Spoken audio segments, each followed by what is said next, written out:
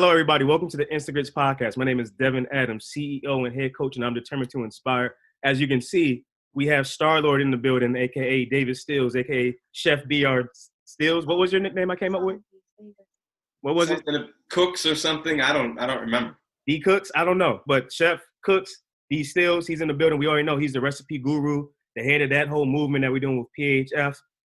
He's just as crazy as me, which is a problem because it helps with us pushing each other, and we're competitive. So right? You said that we're competitive. And yeah, I think so. Yeah. Okay, and that's fine. That's a good thing. You need people pushing. Yeah. And so, David, how was your day? Real quick before we introduce our super special super guest. It was a good day. You know, some good family time. Went for a run. I was telling you, I planted some seeds with my children. That's tough, man. And here we are. So winning. Good. We're winning. We're all winning. And now for our special guest, I don't know drum roll, but what's super exciting about this is me and this woman right here actually have known each other and went to the same junior high school and middle school, high school. We've known each other for 20 plus years to a certain degree. And like I said, this has been a weird 2020 because everybody has been attracting something from somebody else. And all three of us are similar to a certain degree, and we're going to learn more about her and her story. But I'm big on nicknames, okay? So before I give you your name, I have a bunch of nicknames. We have the DC Hair Lady. We have Marissa, the DC Hair Lady, a.k.a. Celebrity Stylist, a.k.a. the Fitness Enthusiast, a.k.a. the Health and Wellness Believer, the a.k.a. Health and Wellness Master, a.k.a. the Master Cosmetologist, Marissa, who is all in DC right now. And I think she's actually changing lives in DC because of her heart and wanting to be a sense of community. Whenever you're a person and you're using your gifts, which is your hands, when it comes to doing God's work, Dave, as you know, to your point, I'm already thinking you're flowing in the energy and where God needs you to be. And he's already given Marissa glimpses. I've seen Marissa taking pictures with celebrities on her page, which I think that's God letting her know, hey, this is a little taste of where I see you at. This is how I envision you. We talk about chasing our twin, and I think Marissa's about to chase her twin and get closer to that person God wants her to be. She's big on beauty, lifestyle, and wellness, which is right up the umbrella of what you and me are trying to do on a scope, Dave. Has her own company, Brilliant Beauty, rocking that thing out. Like, I mean, she's got oils, products. Like, we all about to take off right now. That's why I get super excited when I see people flowing in their gifting. So I want her to keep coming on the show. So without further ado, we're going to give you a little praise clap, like just one for Marissa. Nice. I'm glad you're out here, Marissa. Glad you made it. Hey. Thank you. Thank you for having me. Yeah, no problem. How was your day? What you been doing so far, real quick? My day has been good. You know, wake up, watch the news. Okay, have a little breakfast, walk Batman. Try to figure out this whole internet Zoom space that we're on right now. You figured it out, and it was actually pretty seamless. Usually people are just like, they can't hear nothing. Right on, so that was perfect. Real quick, you can follow her at DC Hair Lady on Instagram. And I did see something on your Instagram page, Marissa, that I want you to just go briefly into, just talking about, you had a link for the coronavirus beauty industry economic hardship. Can you just give us a few details on that? Because I didn't have time to look at it too much, but why don't you put that post up there on your page really quickly? Yeah, so that post was a petition for anyone and everyone to sign to support the beauty industry during this economic hardship and this pandemic crisis in our country and around the world. So a lot of other industries have the infrastructure to support their workers, their operators in times of need like this. We don't. Not federally, not from the state, nothing. There's no backing for our industry whatsoever. And we're kind of in the health field. We're kind of in the sales field. We're kind of in fashion. We're kind of in business. We're like a little part of a big component of the economy. And so a lot of times on the back end, we're doing things independently to support ourselves and provide support in times of need and times of crisis. You know, we have to have our own health insurance most of the time, our own business insurance. Well, yeah, I know that's why. Okay, so that's why that petition is. Disability, you know, all those things that and benefits, you know, that kind of come with, you know, working for a big company and so on and so forth. A lot of beauty professionals, even if they work for a big company, don't have those assets. And so we have the independence to create that for ourselves or not.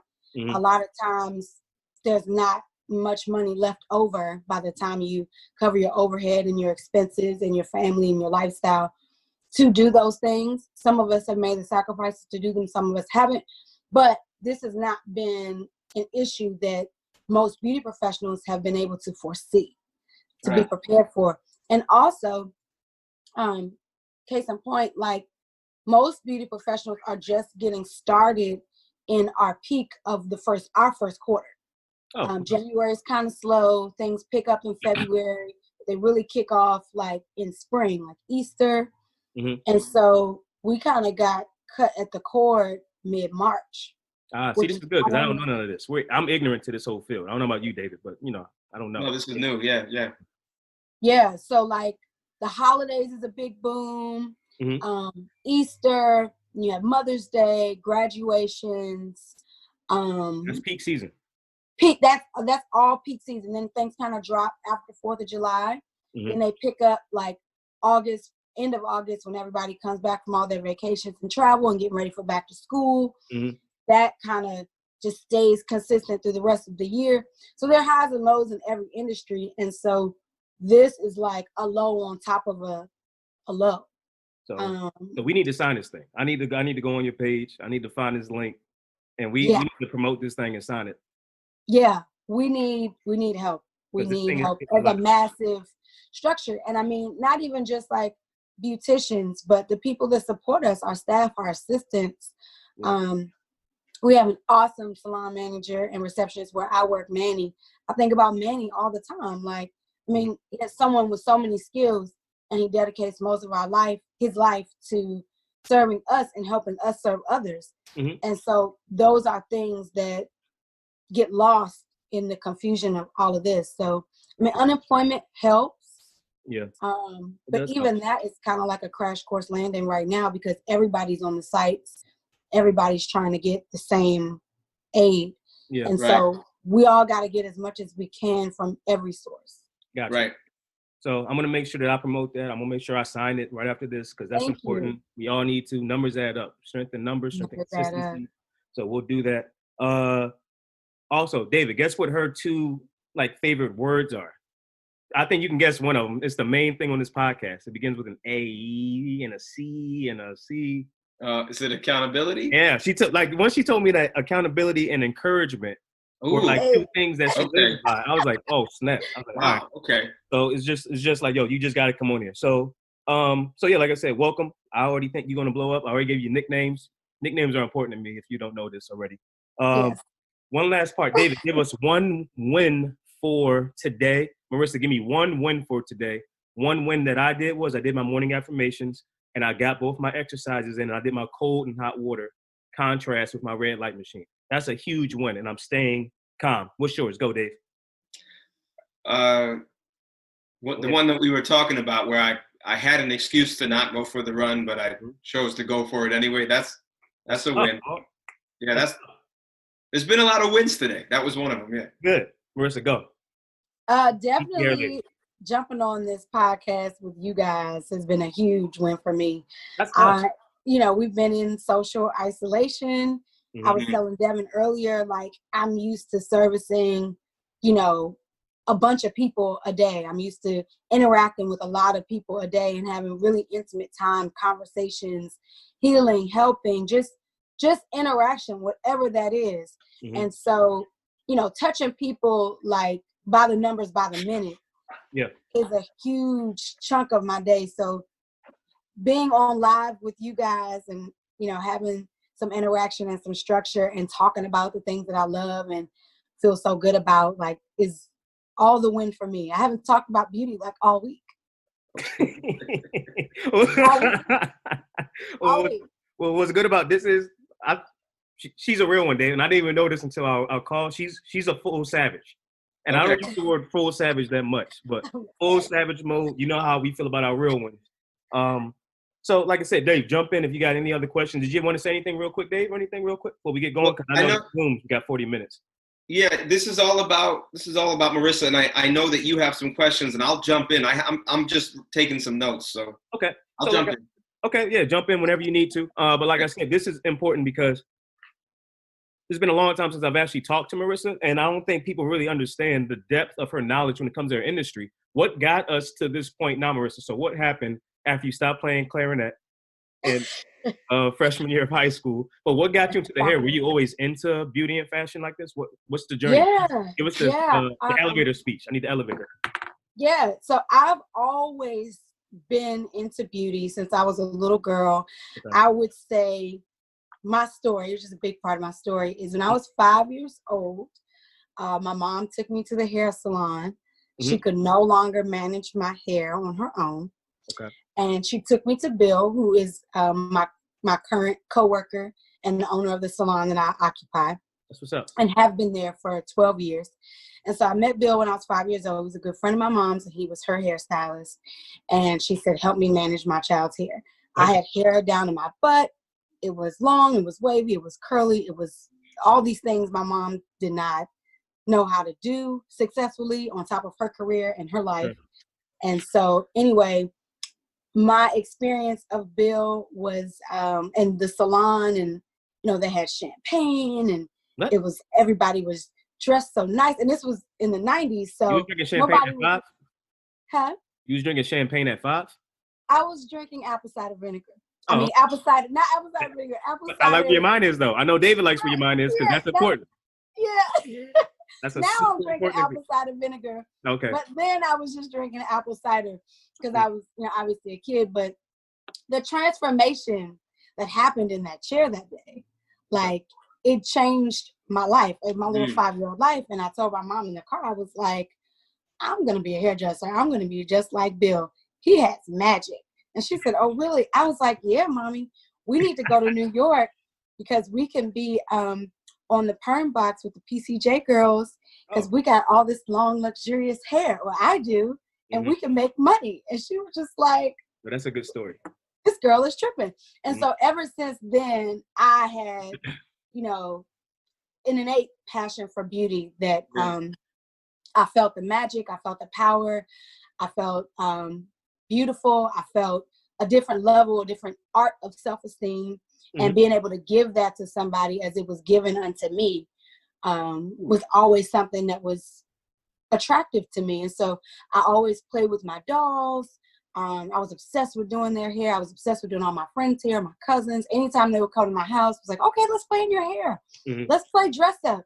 It was all a part of, just my life. Like, that's what I did. That's who I was. So, yeah, I had other interests. I played sports. I danced. What sport did you play? I played soccer. And I ran track. You don't remember track? You did not run track. I ran track. I ran hurdles, Devin. You lying. I'm not. You should remember that. I'm not lying. Marissa, I ran track. I know you ran track. You must not have came to the practices at all, okay? I did. Okay, all righty. I'll take your word. Devin, she knows you ran track, so something. I mean, I'm not saying, I know she did soccer. I remember that. Yeah. Maybe I was just, doing something. You were just running, Yeah. Nick Gordon.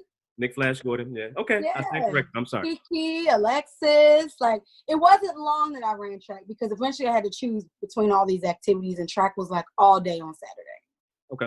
So that's true. It wasn't long, but I did run track, and I was pretty good, Devin. Gotcha. Okay, I'm not disputing your talents. David ran track too. David, did you have anything you wanted to say real quick? Me? Oh. Yeah. No, I mean, I saw you right now. Not yet. It sounds like you're still telling your story. So. Yeah, but Marissa was getting some good quotes down. I didn't write those things down that she said, but she was knocking out some good quotes. I'm like, dang. So I'm gonna have to go back and rewatch this. But cool. Nah, but like, speaking of health, like, give us a quick tip on how does somebody that's an athlete still manage and protect their hair? Like, how does that even work? So if they're like running, doing a workout in the morning, what do they do to treat it? Like, that's just a question that I've seen posted places. Yeah, I would say it's not as simple as one answer for everyone. Yeah. Oh, okay. I think that. Don't just wrap it up? No, because that's not going to work for everybody. Some people's hair, when they do that, it gets mangled and tangled, and then it's impossible to do anything with once they take it down. So I really think that if you are an athlete, if you do work out, you need to get with a professional, have a consultation, really let's pinpoint your lifestyle. Let's talk about like what you do every day, what your workout routine is like, what your lifestyle is like, whether you have kids, what you have time for, what your interest level and skill level is. And that way we can pinpoint exactly what's going to work best for you. Like I some know you people, do that. Sheesh. Okay. yeah. I mean, awesome. It's important. Like, for instance, like I have natural hair, right? But I wear my hair straight. I wear my hair curly. I wear extensions. I do color, all those fun things. But I have the skill set to transition whatever style I have to match where I am in my lifestyle.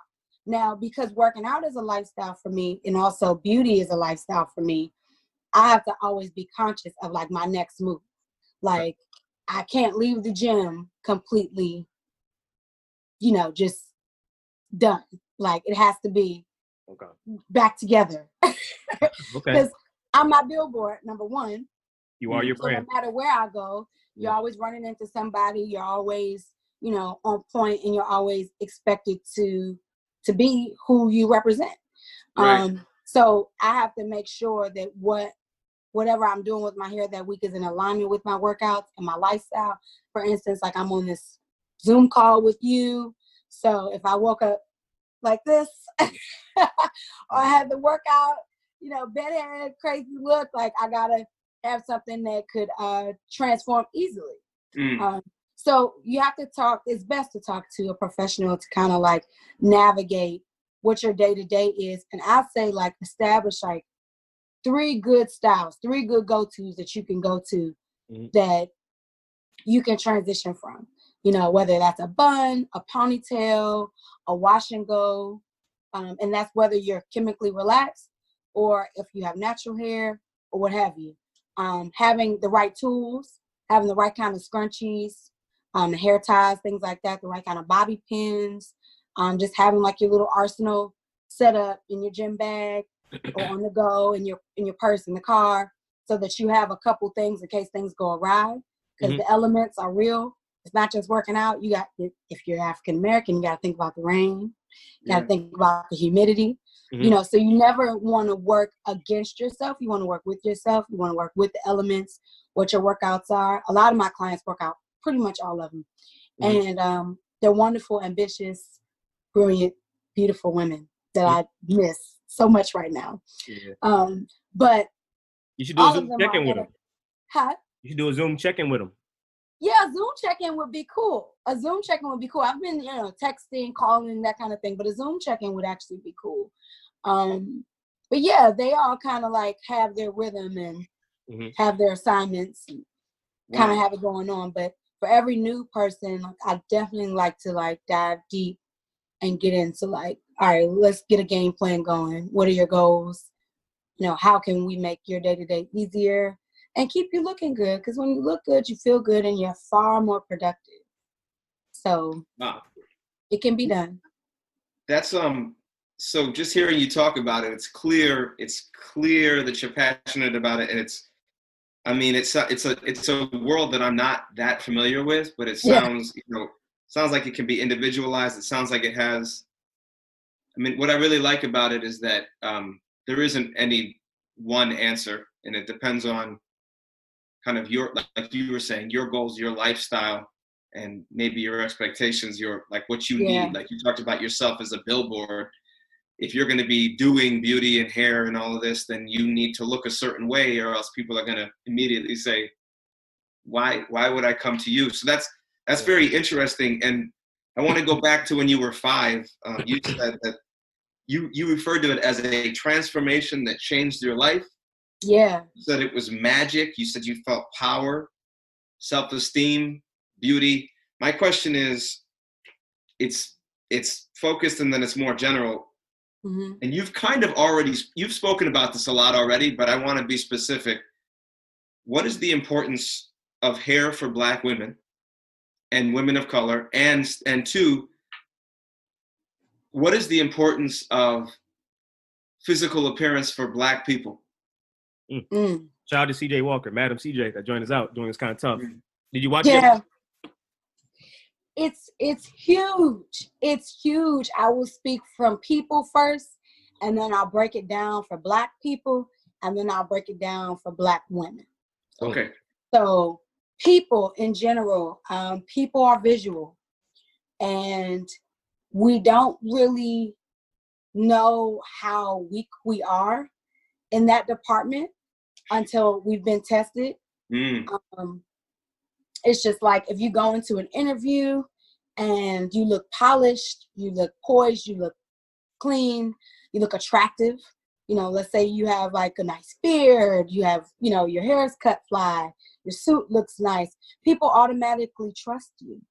People are open to what it is you have to offer. And sometimes they don't even care because they're so mystified by your persona that they're sold, and they want to buy it. Period. So personal appearance can definitely be a tool for success, as well as it can be for interpersonal relationships. You have a girlfriend, a wife, a significant other, and this significant other is like great in all these ways, but somehow like they could do better on the physical attraction side. And it's not that they don't have what you like, but they're not paying any attention to it. Yeah. You know, that can put a slump in your relationship. Right. You know what I'm saying? You're not responding as well as you would if they just put the time and effort into their aesthetic. So that's job, that's personal relationships. Let's talk about how you feel about yourself. So you can get up in the morning, you can not brush your teeth, you can not comb your hair, you can put on the best outfit, and you will look crazy. And when people look at you, they'll be looking at you like you look crazy. And when you walk past the mirror, it's going to be like, oh, okay, this is cool, but something's missing. Something's like always going to be missing. But I feel like if it's the opposite, if you have brushed your teeth, if you have cared for your skin, if you have done your hair, it doesn't really matter what you put on, because now you've touched yourself. Now you've groomed yourself. You have given yourself not only a sense of touch, but also visual stimulation that's pleasing to you. So now you feel better about yourself inwardly, and now you put that out. So that changes your whole energy, your whole game plan. Whatever you got going on the outside is nothing compared to what you got on the inside, because you paid attention to it first. You've acknowledged it first. So that's going in. Yeah. That's power. Yeah. Real one, go. Okay. So the next one is what was it? It was people, and then what was it? What was next? What was it, Dave? So it sounds like you covered people in general just now. Yeah. And I think you said you were going to go in order of Black people and then women. Oh yeah, Black people. Okay, let's talk about Black people. Black people, my people. I love y'all. Y'all are all beautiful. We're all beautiful. We have been marginalized by our aesthetic since we got here to this country. Since we left our home on slave ships, or even in exploration, because we didn't all get here through slavery. But once we, fell under colonialism and slavery and even apartheid, we're all marginalized by our aesthetic, whether that's our complexion, whether that's our texture of our hair, the length of our hair, our teeth, our smile, your diastema. Like I have a gap, that mattered too. Right. How tall, short you are, how stocky, how strong you were, how feeble, how frail you are, was put to a dollar amount and a sense of value for us. That's crazy, yo. And that is a huge dynamic. It always strikes me when I'm reading history, when I'm watching history and like movies, especially like Harriet Tubman. So I loved the movie, and I'm going to go back in a second, but it plays a part. Yo, she went hard in that movie, yo. I mean, we all know the outcome, but she was going hard. And those quotes and those words. Yeah. Life-changing words. Life-changing. And so aesthetic was a big part of it that I never even thought about until I saw the movie. Yeah. And just about how other people viewed her because of her stature, because of her look. And then she adopted her look to look more masculine, to fit in as a spy, changed her whole setup. What I didn't like in terms of cosmetics in the movie was that the woman who portrayed her is of African descent, and she's beautiful. And I felt like her hair was justifiably good enough to play Harriet Tubman, but they had her in a lace front. I know you guys don't know what that means, but they had her in a wig. Why are you saying we don't know what that means? Well, okay. All right. I don't know what it means. I don't know. It means they had her in a very lace front is a nice wig. It's not one that like your grandma would wear. It has the illusion of scalp, and it can look very natural. But at the same time, she had on a lace front wig to be Harriet Tubman, and she has Harriet Tubman's hair growing out her scalp. Okay. And somehow in Hollywood, even telling Black stories, we need sensationalism to tell the story, or we feel that we do, or I don't know if it's an agreement that we make with production or our directors that, hey, like, it can be this, but it can't be too much of that. It bothers me. Yeah. Like, Harriet Tubman didn't have those tendrils and curls. She didn't have all that going on. That wasn't her beauty. Her beauty was inside. Not saying it wasn't outside, but it wasn't the commercialized beauty that it was in the movie. Right. So just saying that to say that as Black people, we go through that in so many levels, so many modicums and dynamics. What we put on ourselves, what we recycle internally and project on our children, on how we choose a mate, on where we want to climb in the social ladder. There are people that pick partners based on their aesthetic, their appearance. Yep. I mean, there are groups of people within our own community who have incestuous relationships to keep an appearance going so they can pass.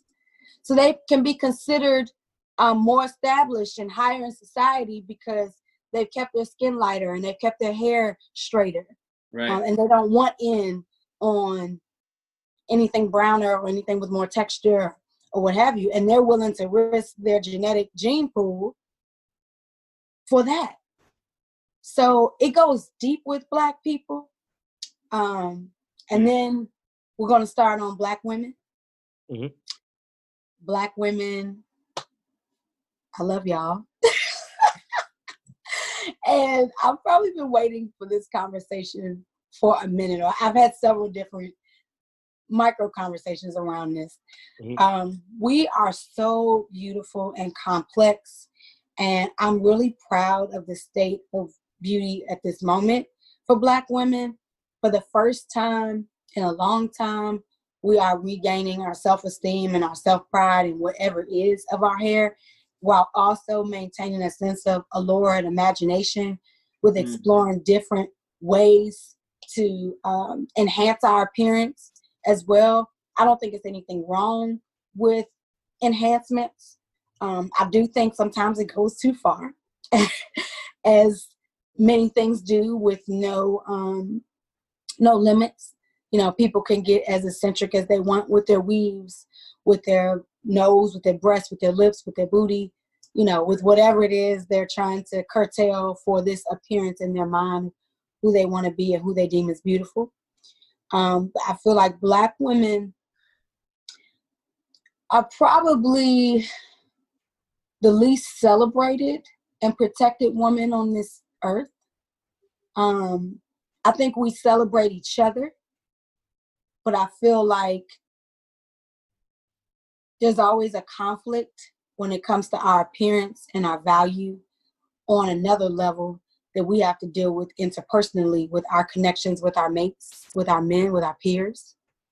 And what I mean by that is, like, it's still very important sometimes for women to choose their friendships, their social circles, with who they identify with in terms of their appearance. So if I know I'm more corporate, you know, I'm not going to test the boundaries with my appearance as much. Therefore, like, you know, I might be friends with my homegirl Keisha or Brittany or, you know, whatever her name is. No shade to Keisha. All Keishas are gold to me. But just calling out names. It could be Marissa, it could be Ashley, whoever. But just saying that, like, you're more apt to make decisions based on who you want the world to value you as with your own appearance and whom you choose to surround yourself with. For a job, for a mate, for your own self, you know, conviction of who you are. So I'm in the beauty industry, right? Yeah. So I have to deal with the real, no matter like what it is you've made up in your head that you want to look like, who you want to be, who you've convinced the outside world that you are. When you're with me, it all comes down because I have to see through everything in order to serve you. So if you lie and say that like, oh yeah, no, I haven't been using any bleaching cream. And then we do a service that compromises that and it comes up that now you have this rash around your forehead because you've been using this bleaching cream that you told me you weren't using. Now we have a different dynamic, you know? So I deal with Black women with grace, with love, with compassion. You know, there are different psychodynamics there that I don't know if anybody else feels this way that works with Black women. But I uncover a lot of truth that can be very heavy. Sometimes I felt like, you know, working with other races has been easier and less taxing or me emotionally, physically too. But I choose to serve and adore my sisters out of love and compassion for them and just the gifts that I have to share with them so that they can better serve themselves and their sisters outside of themselves. And so they can meet their own truths and really feel beautiful in whatever way they come and feel like they're enough. But it's hard as one person, you know, trying to send that message. But I would say that it is so powerful and impactful. My job is because I intimately get to hone in on those things on a deeper level, one-on-one. And so I try to, you know, be a source of healing for my sisters. I try to, you know, not expose their secrets, but let them know they have a safe place to land.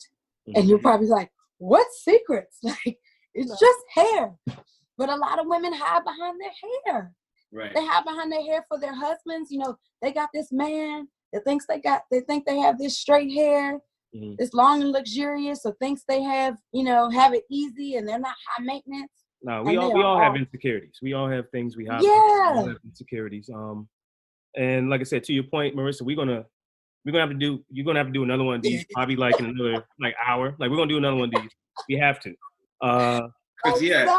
Because no, there's never nothing to apologize for. Like this was amazing. This is great. This is great. Yeah. And it was refreshing. And what we want to do is we now want to just use this platform now to amplify what you just said so it can help more people. Like I said, you have a gift, Marissa, and we're all doing a disservice to what we're called to do if we're not moving fast enough so that person, depending on us, can utilize our gift. You just dropped bars just a minute ago, and I was just listening. More people need to hear this. So like I said, we're gonna follow this up real quick, probably with another one. David, I don't know what your schedule is right now. Shoot me a message. Marissa, stay on right now. I'm gonna end this joint. Everybody go to dainspires.com. Follow Marissa, the DC hair lady. She's on Instagram. Follow everything that she's doing. She's got to be a fixture on this joint, especially with the dynamics of wellness and all that type of stuff. Oh yeah, she's not going anywhere. Not going nowhere. and like I said, we got like 30 seconds left. So Marissa, thank you for blessing us with your presence and sharing everything. David, we're going to sign out, but I'm coming right back on. David, shoot me a message right now if you got time. Marissa, shoot me a message if you got right on time because we still have a whole nother thing to do. Everybody, okay. God blesses the work.